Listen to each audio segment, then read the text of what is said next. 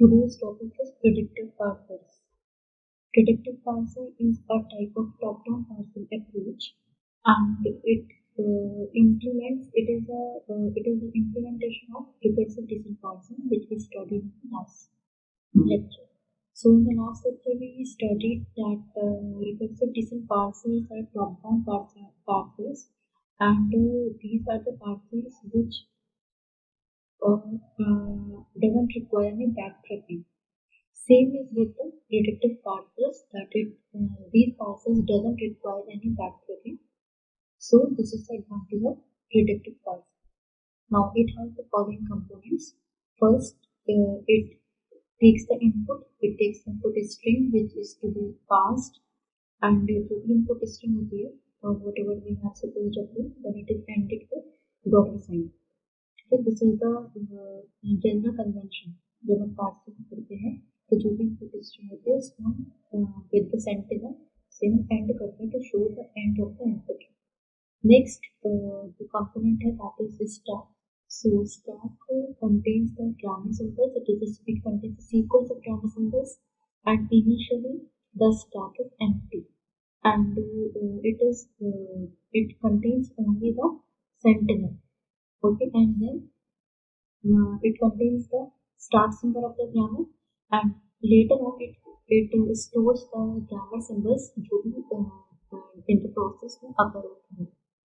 Then the next component is parsing table. So parsing table is a two-dimensional array which tells कि किसी भी particular moment पर जब हम parsing कर रहे होंगे तो a input मिलने पर अगर हमारे पास बफर में input बफर में a है और इस टैग में ये कैपिटल ए है एज नॉन टर्मिनल, तो कौन सा एक्शन परफॉर्म करना है, दिस विल बी कौन सा प्रोडक्शन हमें अप्लाई करना है, this will be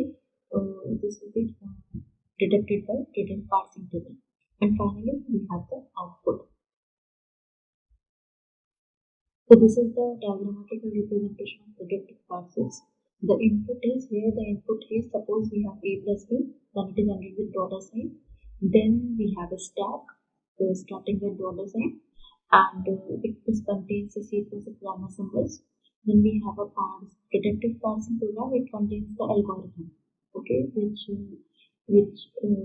decide that on a particular input and a particular start symbol क्या एक्शन परफॉर्म होना चाहिए, एंड दोज एक्शंस जो एल्गोरिथम जो एक्शंस अप्लाई करेगी, these actions are taken from the parsing table. And finally we will get the output. Output will be output whether the string is valid or not. So in this predictive parsers work. So the major task is to construct predictive parsing table. Main काम यही है जो पूरी parsing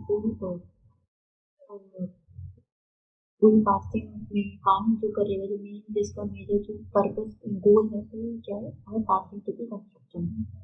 So here we compute two functions. We compute first function and we compute follow function. So these are very important from exam point of view also, because whatever the CT you have or university exams or you have some GATE exam or कोई भी public sector exam है, तो ये question बहुत frequently पूछा जाता है that you will be given a grammar and you are asked to compute the first and follow function. Okay, so suppose you have a grammar, हमें grammar given है and हमें इसके corresponding first and follow functions compute करने हैं. So let's see how these functions will be computed. तो सबसे पहले देखते हैं फर्स्ट फंक्शन कैसे कंप्यूट करें. So there are certain rules जिसके हेल्प से हम फर्स्ट कंप्यूट करते हैं. जनरली अगर हमारे पास कोई ग्रामर गिवन है तो हम फर्स्ट फंक्शन जो कंप्यूट करेंगे वो हम नॉन टर्मिनल के लिए कंप्यूट करेंगे. Okay, and what does first mean here.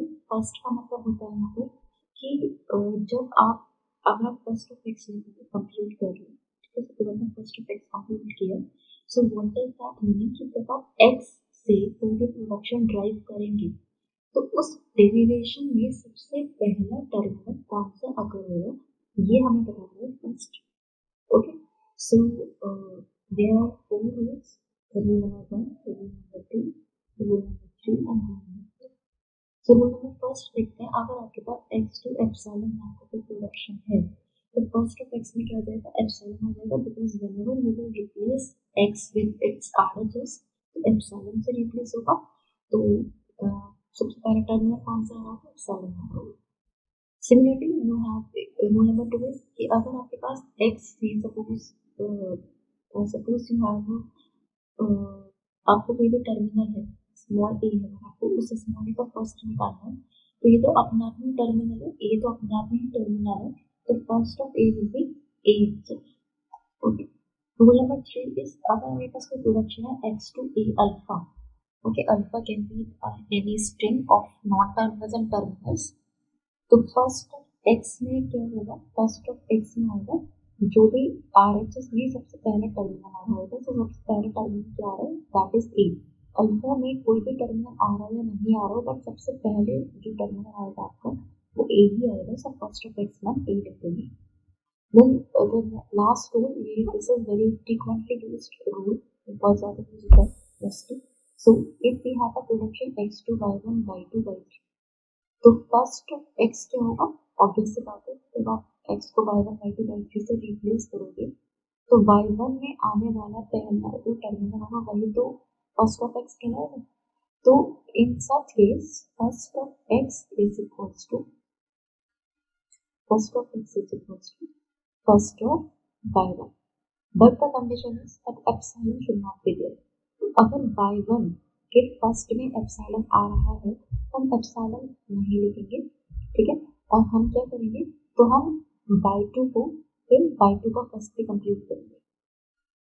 अगर y1 के फर्स्ट में एप्सिलॉन है तो हम y2 का फर्स्ट भी कंप्यूट करेंगे। ऐसा क्यों है, सपोज आपके पास x था, ठीक है, x से आपने y1 y2 y3 आपने ड्राइव कर दिया। अब सपोज आपका y1 जो है ये एप्सिलॉन है, ठीक है, तो आपका जो x है, x से जो ड्राइव हुई थी उसमें क्या बचा, सिर्फ y2 y3 का बचा। तो x का जो फर्स्ट होगा तो क्या होगा, y2 y3 का जो फर्स्ट होगा, और y2 y3 का फर्स्ट क्या होगा, first of y2। So if there is epsilon in first of y1, ठीक है, तो हम y1 के फर्स्ट में जो भी चीज होती है वो तो कंसिडर करते ही हैं, एप्सिलॉन छोड़ देते हैं, ठीक है, बिकॉज अगर सपोज आपके पास लिखा हुआ है y1 ड्राइव्स ए और एप्सिलॉन, तो अगर एक बार आप y1 को a से रिप्लेस करोगे तो first of x will be first of y1, यानी कि a से ही रिप्लेस होगा, तो ठीक है, बट जब आप y1 को एप्सिलॉन से रिप्लेस करोगे तो क्या बचेगा, y1 तो आपका रिमूव हो जाएगा एप्सिलॉन की वजह से और y2 y3 हो जाएगी। Therefore we take first of y1 minus epsilon और हम यूनियन कर देते हैं फर्स्ट ऑफ y2 y3 को, ठीक है, this, ठीक है, this rule can be extended to any number of non terminals। अगर मान लीजिए सपोज y2 में भी आपके एप्सिलॉन है तो एप्सिलॉन के बिना जितने भी टर्मिनल्स होंगे उनको तो कंसिडर कर लेंगे y2 पे, फिर हम y3 का फर्स्ट भी कंप्लीट करेंगे। सो दिस ये जो है ये रूल ये मोस्ट फ्रीक्वेंटली यूज्ड होता है to compute the first function for a given non terminal. Now हमारे पास जो ग्रामर थी वो थी हमारे पास into t dash a dash 2 plus t dash or epsilon t to f t dash, then we had t dash to asterisk f t dash or epsilon, and then we have f to e or parenthesized id, sorry parenthesized d or id. So first of e आप हमें complete करेंगे, so first of e क्या होगा, first of T E dash, तो T पहले आ रहा है तो आपने अगर ई को टी ई डैश से रिप्लेस किया और टी को आपने एफ टी डैश से रिप्लेस किया और एफ को रिप्लेस किया आपने ई से, तो ई की जगह जब आप ई को आप RHS से रिप्लेस करोगे तो सबसे पहले टर्मिनल कौन सा है, left parenthesis. So first of E contains left parenthesis, और अगर आपने एफ को आईडी से रिप्लेस कर दिया, तो फर्स्ट टर्मिनल कौन सा आएगा, ID. So first of A is left parenthesis and ID. Okay, similarly अगर आपने टी से एफ टी डैश आपके पास, आपको अगर फर्स्ट ऑफ टी निकालना है, मैं इससे फर्स्ट ऑफ टी कंप्यूट करूँ because it will be similar to E. Okay, तो टी से आपने एफ टी डैश लिखा, एफ से आपने पैरेंथेसाइज ई लिखा, तो अगेन यहाँ पर भी वही आंसर आएगा, लेफ्ट पैरेंथेसिस और आईडी। सिमिलरली आपको फर्स्ट ऑफ एफ कंप्यूट करना है, तो आप एफ से ये ड्राइव करेंगे, तो पहला टर्मिनल कौन सा है, लेफ्ट पैरेंथेसिस। जब आप आईडी ड्राइव करोगे तो पहला टर्मिनल कौन सा है, ID. So first of E, first of T and first of F R same. ठीक है, क्या है इसके अंदर, क्या आएगा, लेफ्ट पैरेंथेसिस और ID. Now let's see what happens with first of E dash. तो अगर आपको first of E dash complete करना है, तो ई डैश एक हमारे पास प्रोडक्शन है प्लस ए ई डैश, तो इसमें टी की कुछ भी वैल्यू हो, जब आप ई डैश को प्लस टी ई डैश से रिप्लेस करोगे तो इस सबसे पहले टर्मिनल कौन सा होगा, इसमें प्लस ही होगा। और अगर आप ई डैश को एप्सिलॉन से रिप्लेस करोगे तो टर्मिनल कौन सा होगा, epsilon. So first of E dash contains plus and epsilon. Similarly if you have to compare first of T dash, तो फर्स्ट ऑफ टी डैश को जब आप टी डैश का जब आप रिप्लेस करोगे विद इट्स पैरेंथेसिस, तो सबसे पहला टर्मिनल कौन सा आएगा, एस टी। ठीक है, चाहे एफ और टी की कुछ भी वैल्यू आप रखो, कुछ भी रिप्लेसमेंट रखो। ठीक है, so first of T dash will be S T and epsilon is there always. तो टी डैश से अगर आप एप्सिलॉन वाली प्रोडक्शन उठाते तो पहला टर्मिनल कौन सा होगा, एप्सिलॉन। सो इस तरह से हम फर्स्ट फंक्शन कंप्लीट करते हैं। So we have completed first of E T and F, these are same, ये भी सेम है, लेफ्ट पैरेंथेसिस और ID. Then we have first of E dash, जिसकी वैल्यू थी प्लस और epsilon, and then we have first of T dash, जिसकी value थी S T और epsilon. So in this way we complete first function.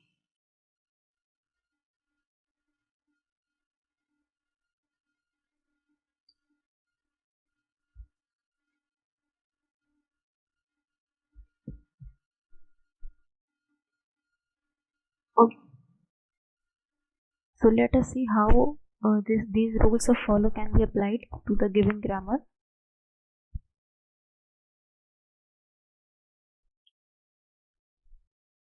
तो हमारे पास production थे E to T E dash, जिसके हमने अभी फर्स्ट कंप्यूट किया था।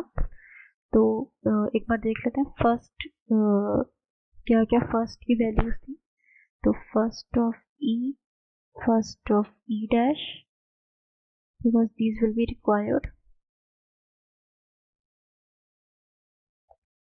First of t dash and first of f. So what were these? E के फर्स्ट में हमारे पास था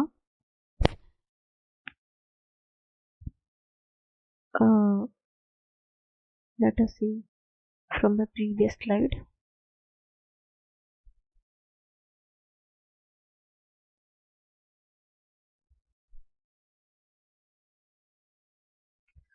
ई टी और एफ का जो फर्स्ट था वो कॉमन थे, और ई डैश टी डैश में प्लस इनटू था।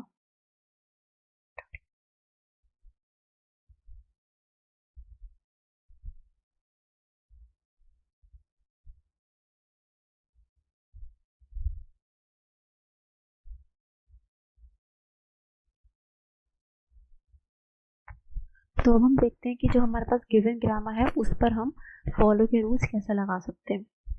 फॉलो के रूल्स लगाने से पहले हम फर्स्ट को एक बार राइट कर लेते हैं कि फर्स्ट की क्या क्या वैल्यूज आई थी, बिकॉज ये हमें फॉलो कंप्यूट करने में हेल्प करेंगे।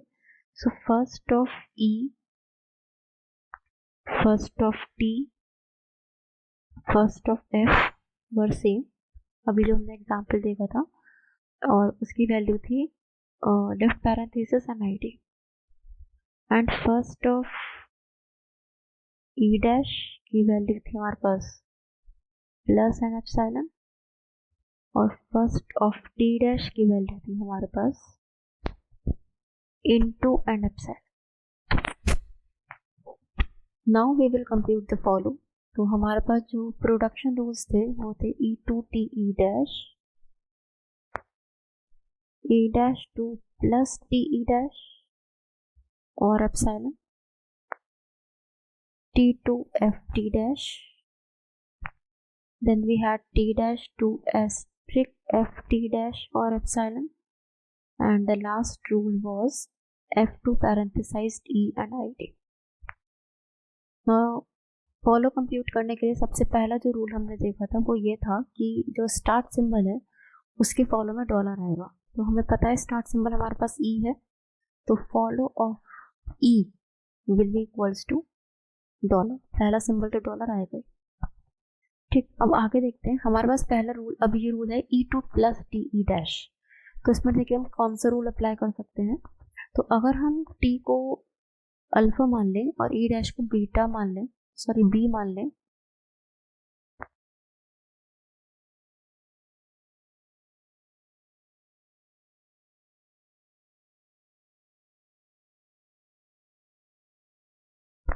तो इस रूल के अकॉर्डिंग अगर हमारे पास A to alpha B production होता है तो उस रूल के according follow of E dash में क्या होना चाहिए, फॉलो ऑफ ई डैश जो है वो फॉलो ऑफ ई के इक्वल होना चाहिए, जैसे कि मैंने आपको बताया था रूल्स में। तो फॉलो ऑफ ई में हमारे पास क्या है, डॉलर है, तो फॉलो ऑफ ई डैश में भी डॉलर आ जाना चाहिए। ठीक है, साथ ही में हम ये भी देखेंगे कि क्या जो बी है, ओके, इसमें हमारे पास नहीं, बस इसमें हमारे पास यही रूल लगेगा। अब नेक्स्ट रूल देखते हैं, ई dash to plus T E dash और एप्सिलॉन। तो यहाँ पे हमने क्या करा, यहाँ पे हमारे पास जो रूल लगेगा वो लगेगा अल्फा बी बीटा, ये हमारे पास ए हो गया। और अगर ऐसा होता है तो फॉलो ऑफ बी में फर्स्ट ऑफ बी डैश आता है माइनस एप्सिलॉन, एप्सिलॉन को छोड़ के ई डैश के फर्स्ट में जो भी होता है वो सब आता है। तो फॉलो ऑफ टी जो होगा वो हमारे पास क्या होगा, first of E dash minus epsilon, और फर्स्ट ऑफ ई डैश में क्या है हमारे पास प्लस है, तो फॉलो ऑफ टी में क्या आ जाएगा, प्लस आ जाएगा। साथ ही अगर हमारे पास ई डैश यानी कि जो बीटा है, अगर इसमें हमारे पास एप्सिलॉन है तो बी का जो फॉलो होता है वो ए के फॉलो के इक्वल होता है। ये भी हमने रूल नंबर 2 में देखा था। तो फॉलो ऑफ टी जो होगा it will also be equal to follow of E dash, और फॉलो ऑफ ई डैश में क्या चल रहा है हमारे पास, डॉलर चल रहा है, तो प्लस के साथ हमारे पास डॉलर भी आ जाएगा। ठीक है, रूल नंबर 2 हमारे पास क्या कह रहा था, रूल नंबर 2 ये कह रहा था कि अगर आपके पास A to alpha B production है, ठीक है, तो बी का फॉलो ए के फॉलो के इक्वल होता है। और रूल नंबर 2 ये भी कह रहा था कि अगर आपके पास A to alpha B beta production है और बीटा में नल आता है, नल आ रहा है, तो भी बी का जो फॉलो होगा वो ए के फॉलो के इक्वल होगा, प्लस बी का जो फॉलो होगा वो बीटा के फर्स्ट के इक्वल भी होगा। ये रूल नंबर 3 था, बस एप्सिलॉन नहीं लेते हैं हम। ठीक है, तो यह हमारे पास, अब हमारे पास आ गया T to F T dash. तो हमारे पास इसमें क्या रूल आ गया, ए टू अल्फा बी। ठीक, यानी कि इस हिसाब से टी डैश के फॉलो में क्या होना चाहिए, जो टी का फॉलो है, और टी का फॉलो क्या आ रहा है हमारे पास, प्लस और डॉलर, तो टी डैश में भी प्लस और डॉलर आ गया। ओके, अब यहाँ देखते हैं T dash to asterisk F T dash. तो अगर ये हमने इसको मान लिया अल्फा बी बीटा, ये हो गया हमारे पास। तो जहां पर भी अल्फा बी बीटा होगा ना, वहां पे आपकी दोनों पॉसिबिलिटी आएंगी कि बीटा का फर्स्ट भी आप लोगे बी के फॉलो में, और अगर बीटा के फर्स्ट में एप्सिलॉन आ रहा है तो बी का फॉलो ए का फॉलो के इक्वल भी होगा, दोनों पॉसिबिलिटी आएंगी। ठीक है, तो यहाँ पर हमारे पास क्या हो गया, अब ये केस बन रहा है, यानी कि फॉलो ऑफ बी यानी कि फॉलो ऑफ एफ जो है वो फर्स्ट ऑफ टी डैश के इक्वल भी होगा। टी डैश का फर्स्ट क्या है, एस्ट्रिक और एप्सिलॉन माइनस एप्सिलॉन, हम एप्सिलॉन नहीं कंसिडर करेंगे, तो एस्ट्रिक तो आ गया। ठीक है, अब क्योंकि टी डैश के फर्स्ट के अंदर एप्सिलॉन भी है, तो फॉलो ऑफ एफ जो होगा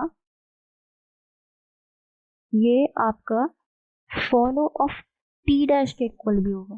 फॉलो ऑफ एफ जो होगा वो फॉलो ऑफ टी डैश के इक्वल भी होगा। तो टी डैश में हमारे पास क्या चल रहा है, टी डैश में हमारे पास चल रहा है प्लस और डॉलर, तो एफ में क्या है, इनटू तो पहले से ही है, प्लस और डॉलर और ऐड हो गया। ठीक है, अब लास्ट प्रोडक्शन देखते हैं, F2 पैरेंथेसाइज ई, इसमें क्या प्रोडक्शन लगेगा, अल्फा बी बीटा। अब इसका बीटा में नल नहीं है, इसका जो बीटा है उसमें सिर्फ राइट पैरेंथेसिस है, तो इसमें नल नहीं है, तो बी का फॉलो ई जो है वो टी के फॉलो के इक्वल नहीं होगा, लेकिन जो फॉलो ऑफ ई होगा वो क्या हो जाएगा, फर्स्ट ऑफ बीटा के इक्वल हो जाएगा।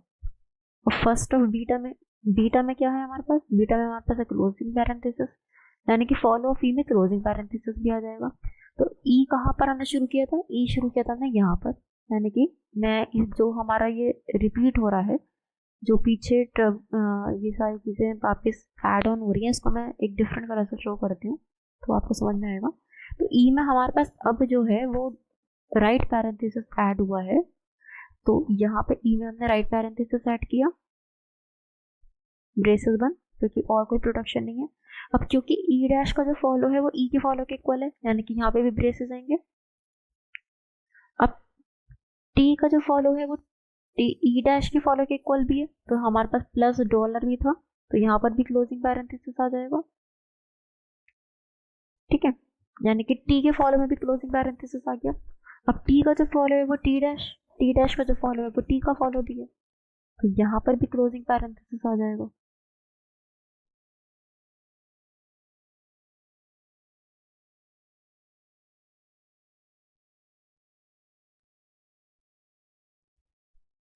अब टी डैश का जो फॉलो है, एफ का जो फॉलो है वो टी डैश के फॉलो के इक्वल है, तो एस्ट्रिक प्लस डॉलर तो पहले से ही था, क्लोजिंग पैरेंथेसिस यहाँ पे बजाय। नाउ यू कैन सी कि जो लास्ट मोमेंट पे आपका जो प्रोडक्शन, जिसकी वजह से आपका एक चेंज हुआ, एक नॉन टर्मिनल का चेंज हुआ, तो अब देखिए वो सारा रिजल्ट जो है वो पीछे बैक ट्रैक हुआ, मतलब बैक ट्रैक हुआ, आई मीन टू से वो पीछे रिफ्लेक्ट हुआ, हर जगह रिफ्लेक्ट हुआ।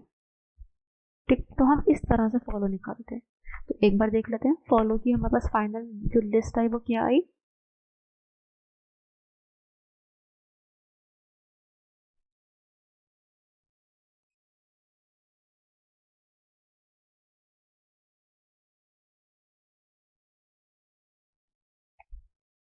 हमारे पास लिस्ट आई, वो आई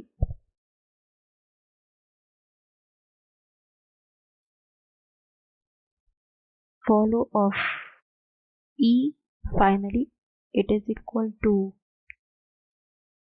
डॉलर एंड क्लोजिंग पैरेंथेसिस, यही हमारे पास फॉलो ऑफ ई डैश था, यही same follow of E dash था हमारे पास। फॉलो ऑफ टी क्या है हमारे पास, plus dollar closing parenthesis, T dash में भी यही है, तो follow of T is equal to follow of T dash, right. And follow of F में क्या है हमारे पास लास्ट में, it contains plus asterisk dollar closing parenthesis. So this is the first function and this is the follow function. So in this way we compute first and follow functions of given non-terminals. I hope it would be clear to you, and we will be covering more questions on first and follow in tutorial sessions. Okay, so these are your follow sets.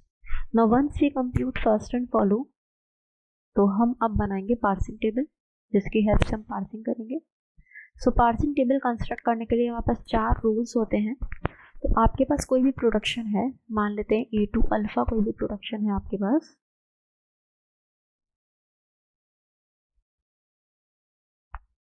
तो उसमें हम ये rules लगाते हैं, second और third rule हम apply करते हैं। This fourth second third fourth rules, these three rules will be applied. तो क्या रूल कहता है ये कि अगर आपके पास A2 अल्फा नाम का कोई प्रोडक्शन है, ठीक है, तो आपकी जो टेबल बनेगी वो इस तरह से बनेगी। जितने भी आपके नॉन टर्मिनल्स हैं वो इस साइड लेके जाएंगे, और जितने भी टर्मिनल्स हैं वो आपके इस साइड लेके जाएंगे, ठीक है। तो आपका जो A2 अल्फा कोई भी प्रोडक्शन अगर है, ठीक है, तो अल्फा के फर्स्ट में जितने भी टर्मिनल्स होंगे, तो हम ए वाला कॉलम, ए वाली रो उठाएंगे, ए वाली रो उठाएंगे और उन टर्मिनल्स के कॉलम्स में जाकर A2 अल्फा वाला प्रोडक्शन लिख देंगे। इसका मतलब ये हुआ कि अगर आपको ए मिलता है कहीं पर, ठीक है, इस टैग में, और इनपुट में आपके ये वो टर्मिनल्स हैं जो फर्स्ट ऑफ अल्फा में हैं, तो आप उसे A2 अल्फा से रिड्यूस करोगे, मतलब A2 अल्फा से रिप्लेस करोगे, ठीक है। तो एक बार और बता देती हूँ आपको।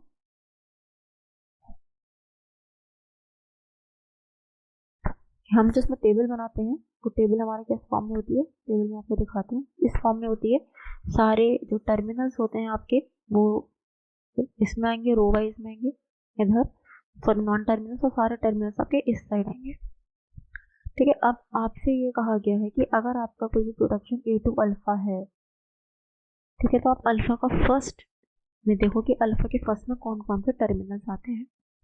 तो आप ए वाली रो में जाइए और उन टर्मिनल्स के कॉलम में जाइए, और वहां पर हर जगह आप A2 अल्फा वाला प्रोडक्शन लिख दीजिए। जैसे कि हमारे पास प्रोडक्शन था E2 TE डैश था, है ना। तो हम क्या करेंगे, अल्फा क्या है हमारे पास, TE डैश है। अल्फा का फर्स्ट क्या हुआ, P का फर्स्ट, और P के फर्स्ट में क्या था हमारे पास था इसमें लेफ्ट पैरेंथेसिस और डॉलर। तो हम ई वाली रो में जाएंगे, ठीक है, और लेफ्ट पैरेंथेसिस और आईडी था, सॉरी, ठीक है, तो आईडी वाले कॉलम में और लेफ्ट पैरेंथेसिस वाले कॉलम में E2 TE डैश लिख देंगे।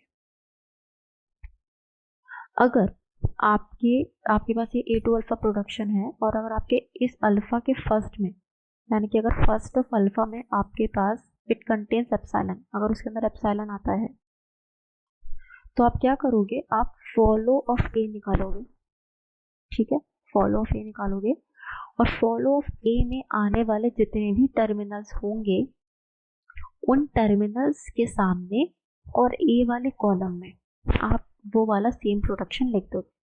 जैसे कि हमारे पास था production E-2 plus TE dash,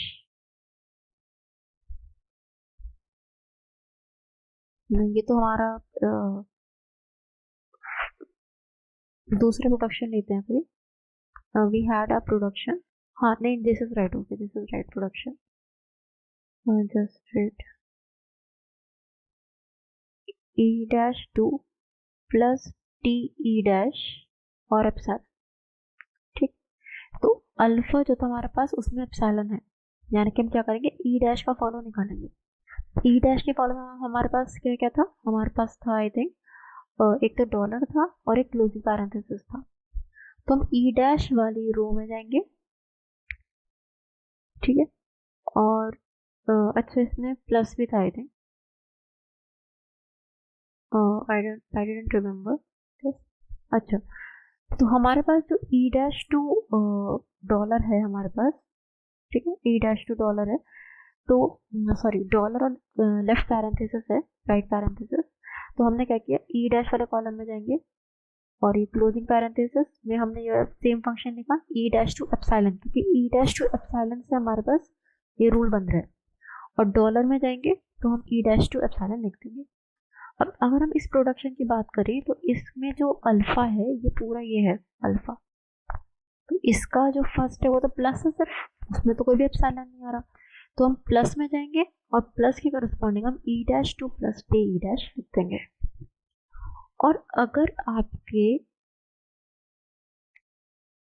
ठीक है, अगर आपके पास जो ये एक रूल और देखिए आपका, ये रूल नंबर 2 था जो मैंने आपको भी, 3 था जो मैंने आपको भी बताया कि अगर आपके पास फर्स्ट ऑफ अल्फा में एप्सिलॉन है तो आप ए टू अल्फा को आप उस वाले को सेल में ऐड करिए जिसमें ये बी क्या है, बी इज फॉलो ऑफ ई, ठीक है, बी जो है वो फॉलो ऑफ ए में आने वाले सारे टर्मिनल्स है, तो आप उस पर्टिकुलर कॉलम में जाकर ऐड कर दीजिए।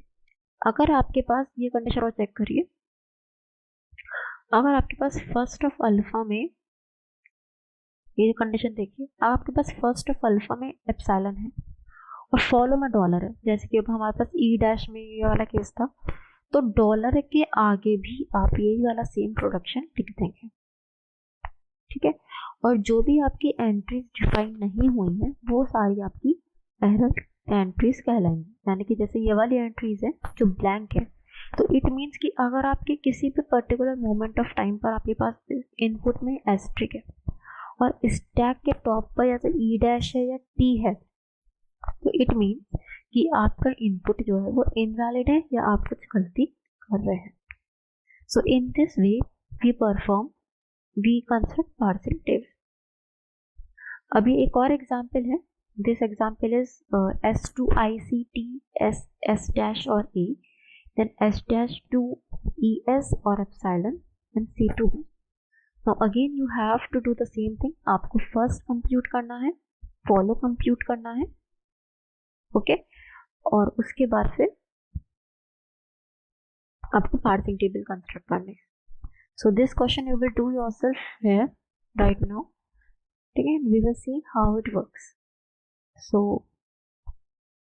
कंप्यूट फर्स्ट, सबसे पहले फर्स्ट कंप्यूट करिए, तो हम एस का फर्स्ट कंप्यूट करेंगे, एस डैश का फर्स्ट कंप्यूट करेंगे और सी का फर्स्ट कंप्यूट करेंगे। सो कंप्यूट करके बताइए आप लोग।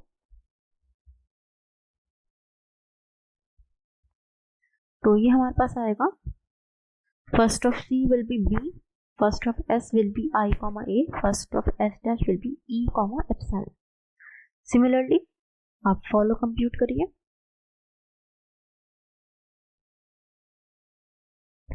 the follow of C will be T, follow of S will be E dollar, follow of S dash will be E dollar. Now parsing table, this is the parsing table. अब parsing table ध्यान से देखिए, यहाँ पर ये वाली entry देखिए, आपके पास जब इनपुट में E होगा और जब आपके पास इन स्टैक पे S डैश होगा, तो यहाँ पर आपके दो प्रोडक्शंस दिखा रहे हैं, S डैश टू एप्सिलॉन और S डैश टू ES, यानी कि here there is a confusion कि हम कौन सा प्रोडक्शन सिलेक्ट करें जब हमारे पास ये वाली कॉन्फ़िगरेशन होगी। तो this confusion shows that there is some ambiguity, और जिन ग्रामर्स में ऐसी एम्बिगिटी होती है, जब हम LL1 पार्सिंग कर रहे होते हैं और ऐसी एम्बिगिटी होती है, तो हम कहते हैं कि ये ग्रामर हमारी LL1 ग्रामर नहीं है, ठीक है। So every LL1 grammar has single entry in each cell or the cell will be undefined. Clear? Now one more thing I forgot to tell in the starting. I am saying LL1. मैंने topic को शुरू किया था LL1 के नाम से.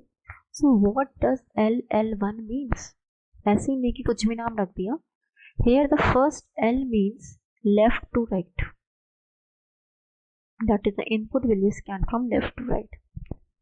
The second L means that this algorithm follows leftmost derivation.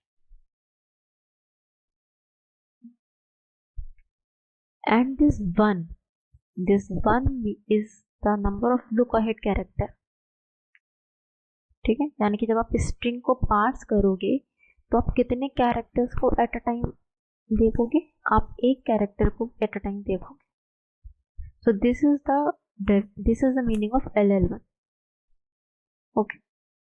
So now we will see the algorithm to parse the input string using predictive parsing.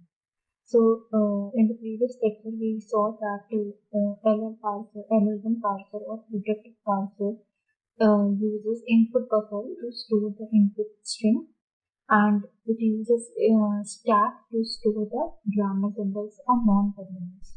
So here in the algorithm we will use these two components. We will use input string, input buffer, and we will use the stack. So there are three possibilities. One more thing here, x refers to the non-terminal which is on the top of the stack. Okay. And small a is the terminal or the symbol which is the current input symbol in the input string. So here we are having three possibilities. So rule number one says that if x and a both are dollar, means that if here at the in the stack we have dollar, okay, and which is here at the top of the stack. Suppose top of the stack is this position, and here we have dollar, and if in the input buffer only dollar is left, means the current input symbol is dollar. Okay, so what does this mean? This configuration means that the stack is empty and only dollar is left, because in the previous lecture we saw that the initial configuration of the stack is dollar, and no, it starts with dollar. Okay, so if the stack has only dollar, it means it has reached the end. And if the input buffer is also having dollar, it means the whole input is scanned. So this case signifies the successful completion of the parsing. It means that the string is valid and according to the grammar rules. So in this case, parser halts, parser stops, and signals success. Rule number two says that if x and a both are equal but both are not equal to dollar, means the cases that suppose at some configuration we have here we have small a, and here suppose in the input buffer currently the symbol under examination is small a. Okay. So here this is the top of the stack. So here if on the stack there is A and on the input buffer there is B, it means matching has been there. It means that we can reduce this thing. Okay, matching हो गई है, हमें symbol production के according बन गया है. So what we do is we pop the top symbol, we pop A from stack, हम यहाँ से pop कर लेते हैं, and we move the pointer one position forward in the input buffer. So what does that mean? That means that this input has been examined and it has been matched with the given non-terminal. So this is rule number two. Rule number three says that if on the top of the stack, you have, suppose you have x, this is the top of the stack. Okay, and the input buffer has A under current examination.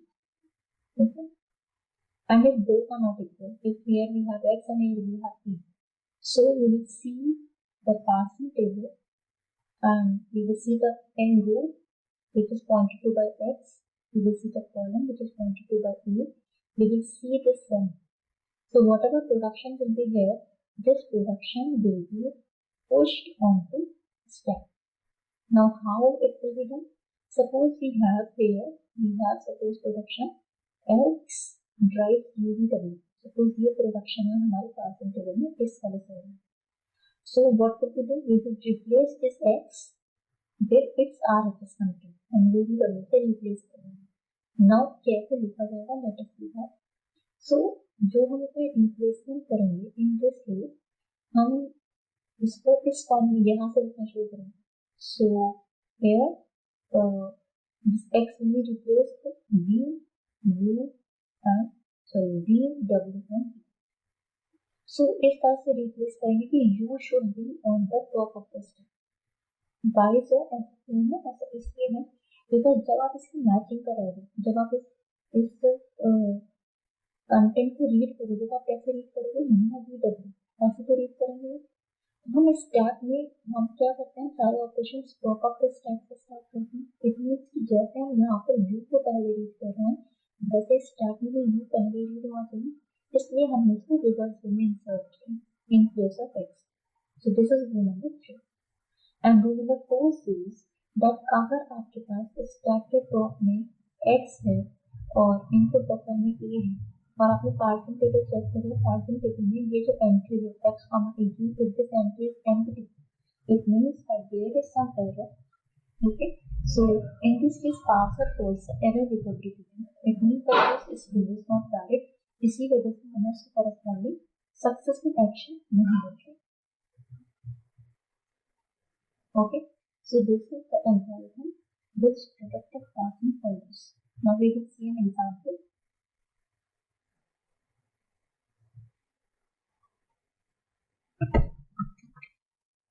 So this is the grammar जिस पर हमने क्या form दिया था, we completed first and follow of all these elements and we constructed path integration. Okay, so let us see and how we have input string value. This is id plus id into id. So we have to pass this input string using protected parsing technique. So we will see how it will work.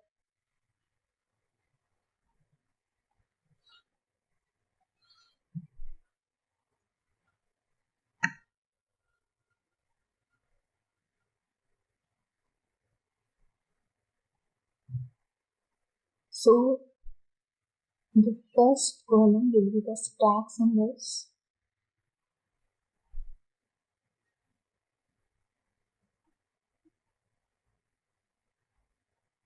The second column will be input buffer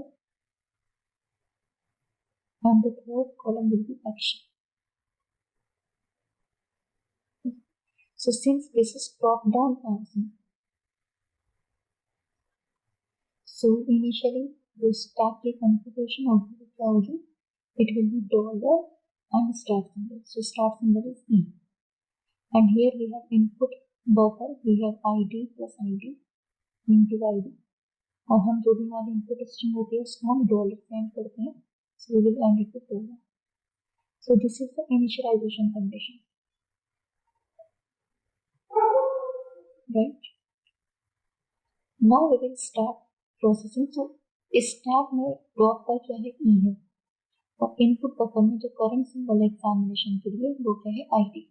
so E and ID दोनों ही different symbols है, दोनों same नहीं है. So what we will look into the parsing table, okay, and we will find out which reduction is there in this cell belonging to e comma id. Okay, so we will see which reduction is there.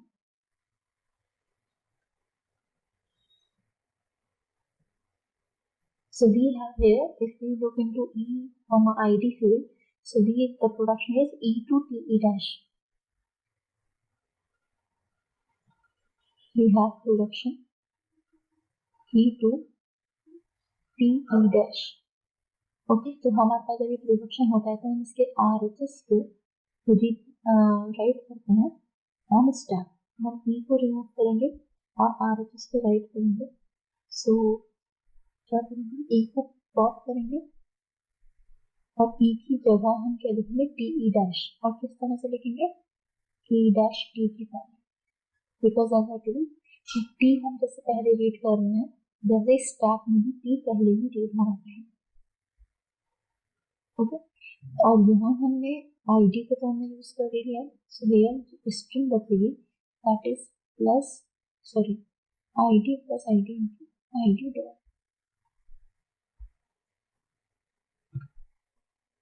Correct. So इसी तरह से आगे हम करेंगे. So next now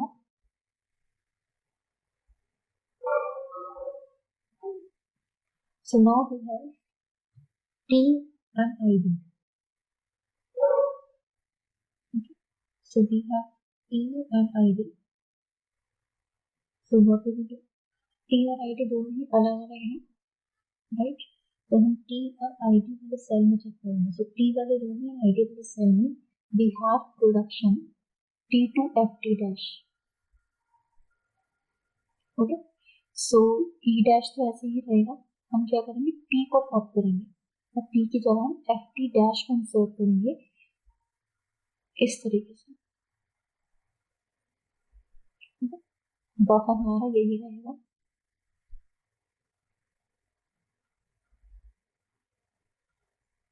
now we have F on top of the stack and we have ID again. So both are not equal. We will apply rule number 3. F वाले दोनों और ID वाले कॉलम में चेक करेंगे passing के दोनों। So F and ID में हमारे पास है production F to ID। Okay. So here we will use इस F को हम किससे रिप्लेस कर देंगे, ID से। ठीक है, and we have ID plus ID into ID। Now ID and ID both are same, लेकिन दोनों डॉलर के इक्वल नहीं है। तो जब दोनों सेम होते हैं तो हम क्या करते हैं, स्टैक वर्सेस को पॉप कर देते हैं। ठीक है, और इनपुट में करंट सिंबल आगे बढ़ा देते हैं, यानी कि हमने ये एग्जामिन कर लिया।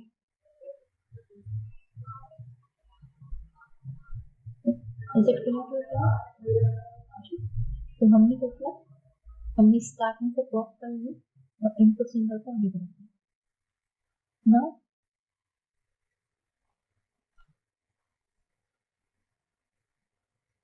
This is pop. Now we have T dash on top of the stack and we have plus in input bucket. So both are not equal. So T dash and we room और plus वाले column में देंगे we have production T dash to epsilon, यानी कि T dash को आप epsilon से replace कर दीजिए। जब आपने T dash को epsilon से रिप्लेस किया तो T dash तो रिमूव हो गया। ठीक है, epsilon हो गया, epsilon इज नल, नल होता है मतलब कुछ भी नहीं होता, एम्प्टी स्ट्रिंग होती है। Now we will see E dash हमारे पास ऊपर है और प्लस हमारे पास ऊपर नहीं है। So we will see the table। E dash और प्लस में हमारे पास जो प्रोडक्शन है that is E dash to plus T dash, यानी कि हमें E dash को पॉप करके इसकी जगह प्लस T dash इंसर्ट करना है इस तरीके से रिवर्स में।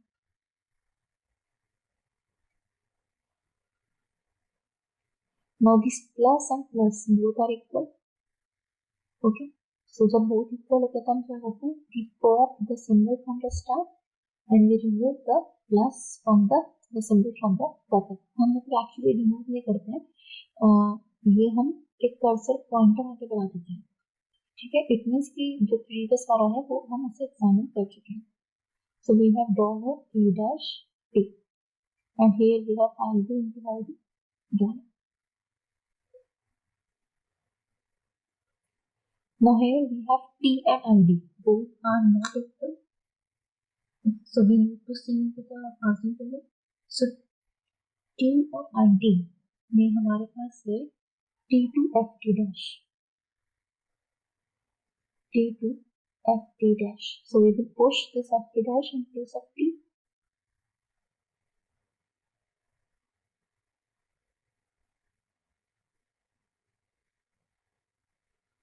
Then here F और ID वाले सेल में देखेंगे, so we have F to ID। ठीक है, so इस F को हम ID से रिप्लेस कर देंगे and here we have ID into ID dollar.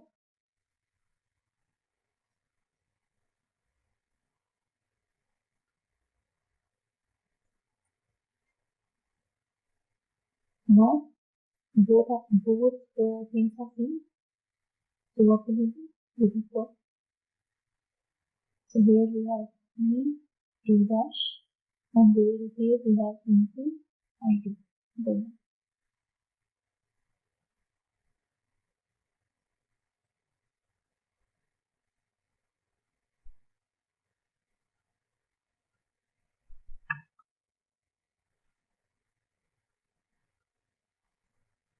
Okay. So we will see t dash. Here we have t dash and the star and into buffer. So t dash of into value we have to check into. So we have to achieve t dash to asterisk f t dash. We have asterisk f t dash. So the t dash to asterisk f. So here we will replace t dash with its RHS and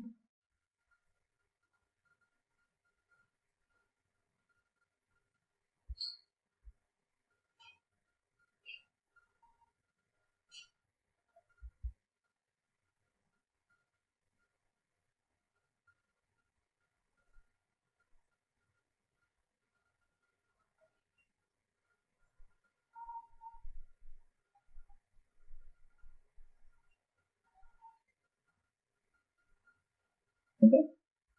So this asterisk will be removed and my first will just a dollar in t dash.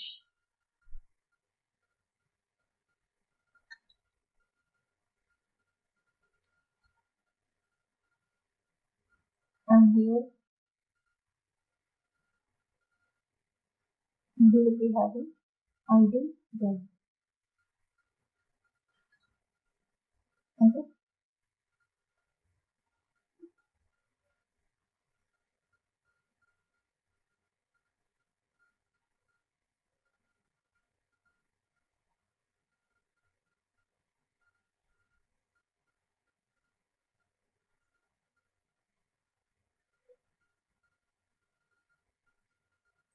So we had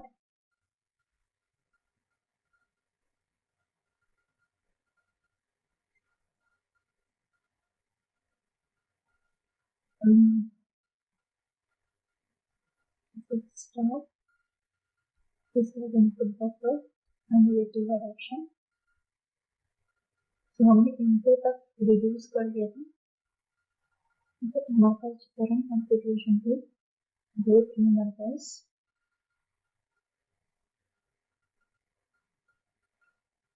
dollar t dash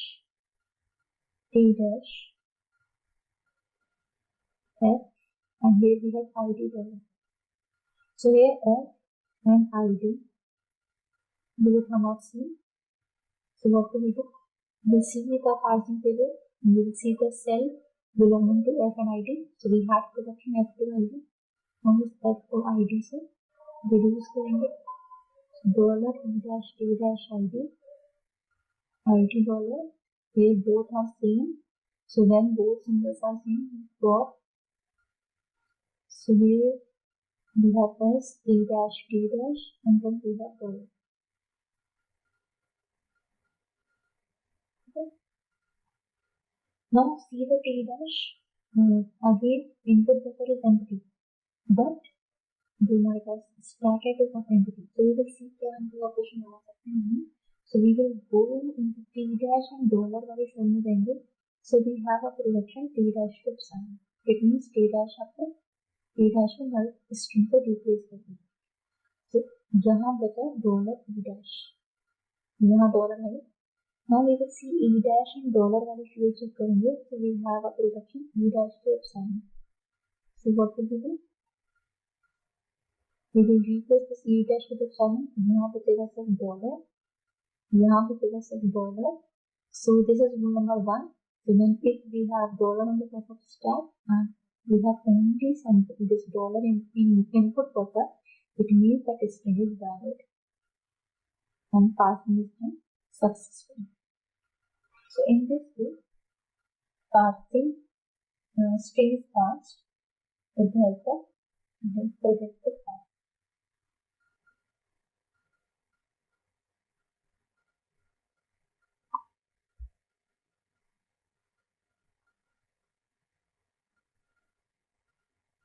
This is the whole step.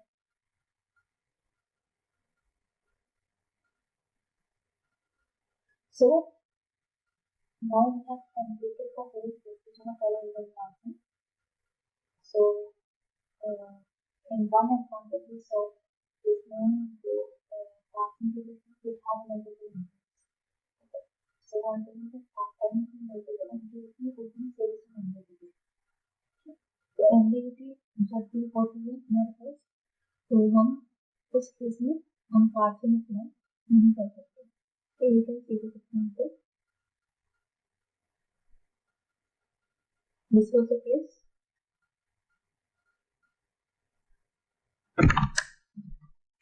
Here we have multiple entries. Okay. So it means that जब भी आपको S dash मिलेगा और आपको E मिलेगा, so there will be a confusion. क्या follow करेगा? S dash should चला, S dash E S. So such grammar is not ambiguous, and we can't apply parsing in such grammar. Okay. So जो भी grammars होते हैं, जो multiple entries होती हैं, these grammars are not अलग-अलग grammars. तो grammars अलग-अलग grammars नहीं होती हैं. So whenever you have an ambiguity, जो आपकी grammar है left recursive है, तो अगर ऐसा कोई केस है और आपने उसका left recursive में वर्किंग किया है ambiguity में वर्किंग की, so parsing के लिए आप multiple entries. Parsing के लिए multiple entries होने का मतलब ये हुआ कि आपके grammar में ambiguity है और आपने ambiguity नहीं किया. तो left recursion था, तो mostly use किया या फिर आपने left parsing बताया नहीं किया. So these all three steps are very important before going into parsing process. Okay. So many times it is also asked that write out whether this grammar diagram or not.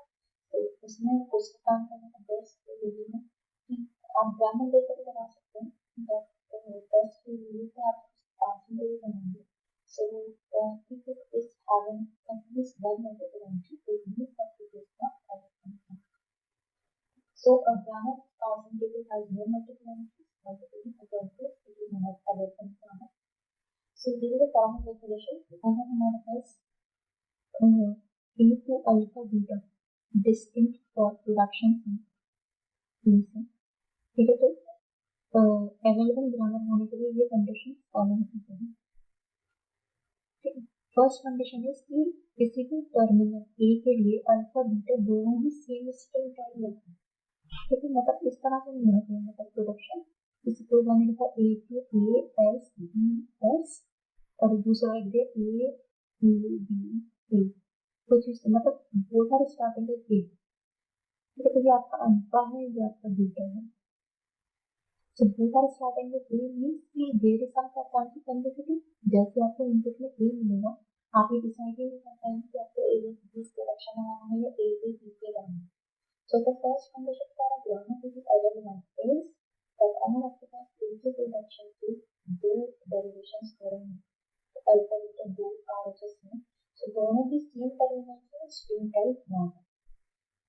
Secondly, if you have a production with alpha or beta, only at most मतलब maximum सिर्फ एक ही कोई string ऐसा कुछ होना चाहिए जो कि एम्प्टी स्ट्रिंग को गाइड करे. अगर दोनों ही एम्प्टी स्ट्रिंग को गाइड कर देंगे, दोनों ही एप्सिलॉन होंगे, तो इट मींस अगर फिर से इसकी का कंफ्यूजन क्रिएट हो जाएगा कि जब एप्सिलॉन होगा तो क्या कौन सा करेगा, अल्फा करेगा या बीटा करेगा.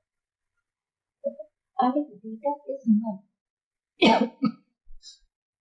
if beta is null, so epsilon. So if beta is epsilon, beta drives epsilon, it doesn't then alpha जो है वो हमारे फॉलो ई में किसी के टर्मिनल से बिगिन नहीं होंगे. तो थर्ड कंडीशन इज दिस. सो अगर ये कंडीशंस फॉलो होती है, फॉर्मल डेफिनेशन है ग्रामर की जो अवेलेबल होनी चाहिए, बट आप तो पार्सिंग टेबल देखकर भी you can identify very clearly very easily कि कोई ग्रामर अवेलेबल है होगी. और ग्रामर अवेलेबल तभी होती है जब इसमें मल्टीपल एंट्रीज नहीं है. Any queries can be asked.